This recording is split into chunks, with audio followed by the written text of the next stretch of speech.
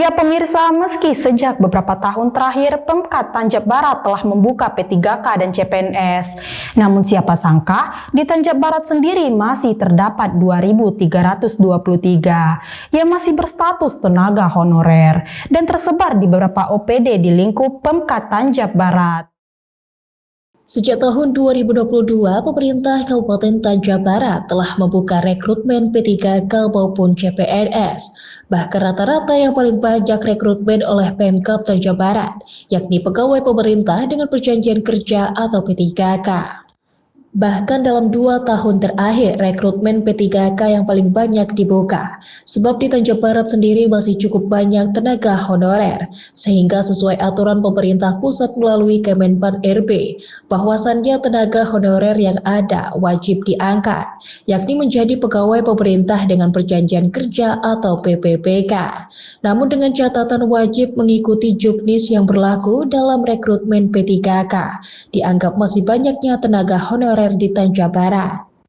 Kabid Psik BKPSDM Rahman mengatakan bahwasannya BKPSDM terus melakukan upaya bagaimana tenaga honorer dapat setara seperti PNS, salah satunya dengan rekrutmen P3K, sebab jika telah menjadi P3K dapat setara dengan gaji PNS.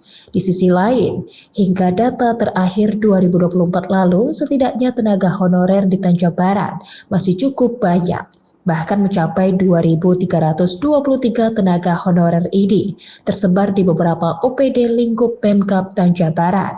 Jumlah 2.323 tersebut telah mencakup guru honorer tersebar di setiap sekolah. Total database awal gitu kan, kita ini waktu hitungan SPTJM itu di 2022 itu tenaga non ASN itu sebanyak 3.721 orang. Nah, dengan waktu kan kita mengadakan P3K terus nih tahun 2022 dan 2023 itu sudah ada juga P3K yang kita luluskan. Jadi tersisalah tenaga non ASN ini sebanyak 2.393 orang. Jadi itulah jadi P3K di tahun 2023 kemarin kan itu sudah 1.800 orang, tambah lagi tahun 2024 ini.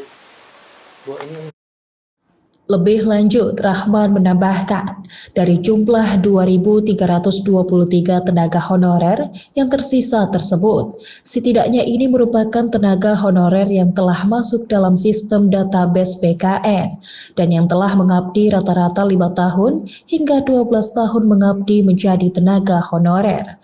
Kontributor BTV Ari Yusuf melaporkan dari Kabupaten Tanjung Jabung Barat.